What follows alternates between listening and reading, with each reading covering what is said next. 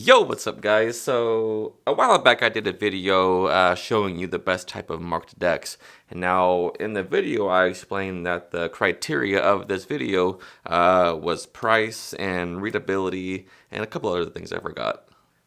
And a lot of you were expressing concerns about your favorite marked decks. With these marked decks that you all mentioned were not fitting the criteria. And so today I thought I'd do another 5 best marked decks with no criteria whatsoever. And yeah, let's go. And I'll leave links down below to where you can find these decks. And I'll also be teaching you a trick you can do with that marked deck. So it's going to be a lot of fun. And let's just get into it. Alright, so the first deck I want to show you is by Ryan Schlutz. It's called False Anchors Workers Edition, and this deck is actually a reader. I'm sorry, it's not a reader. It's a coded marked deck. Alright, you can see here the little patterns of the anchors pattern. It's coded. Alright, so it's sort of like a clock situation, and you might be thinking to yourself, how could that possibly be marked? But I assure you it is, and I also assure you that it's actually very easy to read. Normally with coded decks I have a hard time deciphering them, but this one, the False Anchors, is very easy. You can do it very fast, so I highly recommend this deck. It also comes with a few really interesting cards. For instance, the Seven of Hearts. If you ever heard me talking about using pencil dots for key cards, this actually comes with a dotted card already. Alright, so you don't have to do it yourself. It comes with, I don't know if you can see that on camera, but there's a little pencil dots on each corner that allows you to have a key card in the back. Alright, so that's pretty cool. I have never seen in a deck where there's a pencil dot printed on there, so that's very neat. Alright, so you also get 2 jokers, one of which is actually a double facer. Alright, so one joker is normal, and the other one is actually a double facer, Ace of Hearts and then Joker. Alright, another card you get is one of those 3-card Monty Gaffs, which is also very handy to have if you're a worker. All right, so you don't have to use this only for 3-card Monty, but there's a lot of things you can do with this sort of gaff. All right, so those are the things you get with it. Apart from those gaffs and apart from the deck being marked, it's standard faces, which I love, and there's no sort of custom faces. It's a Workers Edition for a reason. They just look like a normal deck of cards. They can use anytime, anywhere, and blow people away. So thank you, Ryan Schlutz, for that. Next on the list is the Workers Edition of the Butterfly deck. Alright, so this Butterfly deck has so many features, and in fact I did a video explaining what all these features are, and I did explain the trick and everything with this deck. If you want to check it out, I'll leave a link down below. But man, I think very soon, I believe this month or next month, these will actually be available for the very first time. And this is just a prototype they sent me, but anyway, enough about that. This deck is wonderful. Of course, it's the same features and markings as the normal Butterfly deck. The reason why this is called Workers is because of the white border, right? So there's been no borders on Butterfly decks until now, and like I said, it'll be available very soon. Definitely keep a lookout on that for that. In any case, I highly recommend the Workers or just a regular version because you can't go wrong with a good Butterfly deck, and I stand by that statement. And if you disagree with that, then you're wrong. Again, it is a coded system, so like I said before, sometimes I have trouble reading a coded deck and deciphering what the code is, but one glance at this one and it's just very easy. So between this code and the code on the Ryan Schlutz deck, I think it's the 2 most easiest coded decks to read of all time, and I'm not just saying that. These are facts. So next on the marked deck list, we have the Black Roses Elderrot edition. I'm not sure if I pronounced that right. Elderrot, I'm not sure. But these are designed by Daniel Schneider. And man, what a wonderful deck of cards. First of all, the handling. These cards handle, I don't know what stock they're on, but they just handle so nice. Just like, not melted butter, but just like that soft butter that's been sitting out on your counter for like maybe an hour and a half. Just that soft butter smoothness. These cards are everything that I like about a marked deck. They are reader back, so it just says 10 of clubs on the back of the card. You just read it, and it's there. It's very simple to read, and they look just like a normal, everyday, standard deck of cards that you'd buy at any store, which I like as well. And they are standard faces, with the exception of the court cards. They're not very custom, but like some Madison decks, they are as depicted as other people and his friends and whatnot. And it does come with a few other cards I would like to show you. So this one is kind of interesting. There's one of the roses that's off of the thing, so maybe you can do sort of like a Twilight Angels effect with it. I'm not really sure, but I'm sure you can come up with something pretty cool. And if you ever heard of the effect, Angle Z by Daniel Madison. This comes with one of those Angle Z cards, an possible souvenir that you can keep. And it also comes with, if you've ever heard of Gypsy Queen by Aussie Wind, it comes with that, all right? So you can see here the Queen of Spades is actually holding a card. It's holding the Four of Spades. And so what you can do with it is you can give this card to somebody, all right? So you can just hand this card out for somebody and have them hold on to it. And then you force that Four of Spades on them, all right? So however force you like to use, say stop anywhere, right here. I remember that card, I won't look. And then you say, look, if I just do this, the card you just picked, she's holding it. All right, so then this person turns it over, and of course she's not holding the Four of Spades; she's holding the Queen of Spades. All right, so no, I didn't mean you. I meant she is holding the Four of Spades, the Queen. And then they look at it closely, and then everybody freaks out because she's holding the Four of Spades. Aussie Wind, incredible magician. Definitely check him out. He has a whole deck of the Gypsy Queen cards. All right, so I don't know what I'm talking about. I'm going off track here, and get this before you get the Gypsy Queen. Next on the marked deck list, we have the Copag 310 marked deck.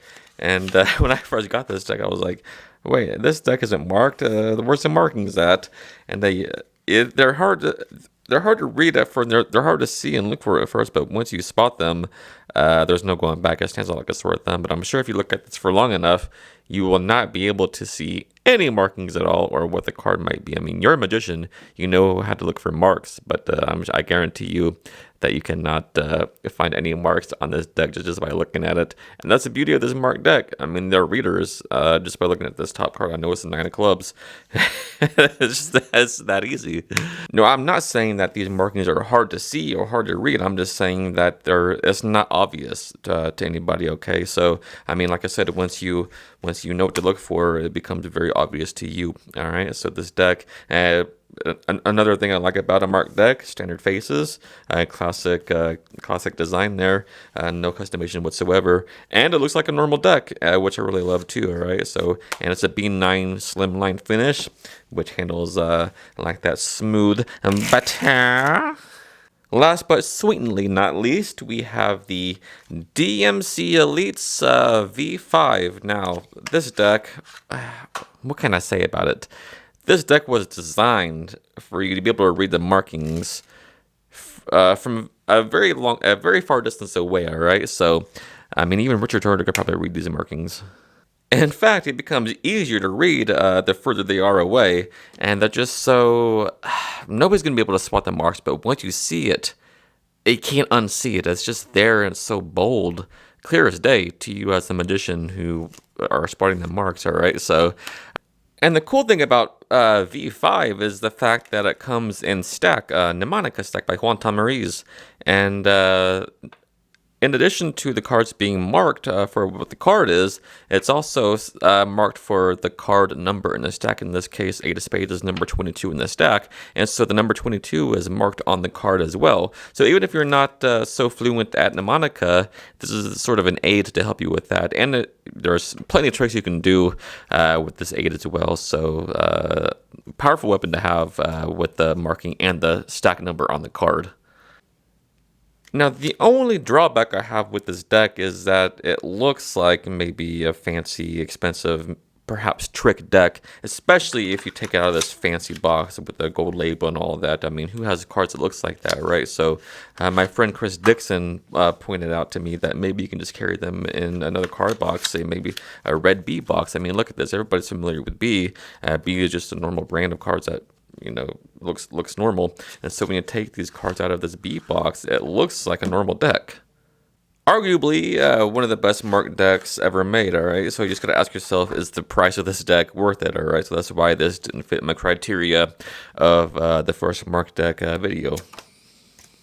Alright, so now I'd like to show you and teach you a trick that you can do with a marked deck, alright? So it's sort of like any card, any number type, number prediction effect, alright? So I think you're gonna like it. So for this, we'll need somebody to help us out, alright? So just imagine that we have somebody helping us out for this, and what we'll do is, we'll just say, as I drop cards like this, just say stop anytime, alright? So stop right there is fine. So look, I've been doing this card stuff for so long that I've developed sort of a knack for it, sort of an intuition, sort of like reading through somebody's poker face, alright? So with any type of experience that you may have in anything, you can develop certain attributes about it. For instance, I can make predictions just based on certain behaviors people have, and just by estimation alone. Alright, so with those two things, I think I'm able to make a prediction about things to come, which I'll do right now. So in a moment, I'm going to have you do something, but before you do that, I will write something down as my prediction. Alright, so here we go. I'm going to just write something down as my prediction for things to come. Alright, so I think it'll be this. Alright, so I'll write this down. Yeah, just like this. And as with all predictions, we must time and date it. So the time right now is it's 10:52. All right, so I'll write that down. 10:52, and I'll date it. The date is March 1st, so 3/1. All right, so here we go. I'll leave that right here so we can all see it. All right. So like I said, I'm gonna have you do something, but I want you to remember I wrote something down before you did this. All right. So now I may know how many cards you stopped me on, but I don't want anybody to have any preconceived knowledge of how many cards this might have been. In fact, I don't want you to know. All right, so do me a favor. You can take off any amount of cards that you want from this pile. All right, so it can be 1, 2, 3. Any amount that you want is the one we'll do. All right, so go ahead and do that. Maybe that many is fine. Just put them on top of the deck. Perfect. So look, how many cards do you have left? All right, so we can just count them as 1, 2, 3, 4, 5, 6 cards. Honestly, before you got here today, you wouldn't have known that you would have a pile of 6 cards. I mean, you could say that for sure. I mean, I certainly didn't know that until now. And so watch.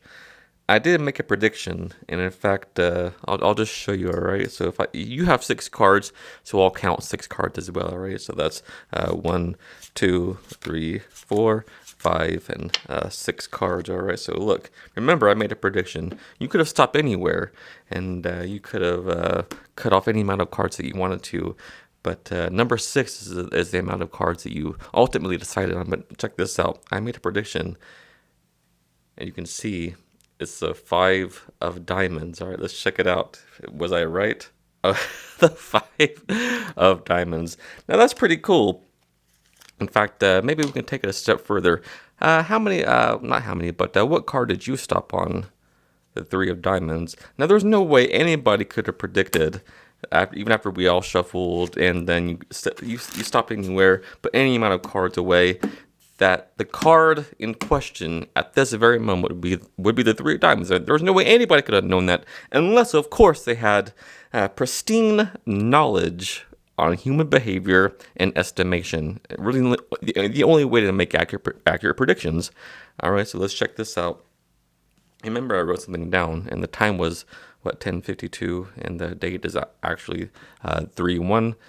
And this used to say 5 of diamonds, but sometimes, people make mistakes, and sometimes you can see things that aren't actually there, or see something that's false. But look, that actually says the 3 of diamonds.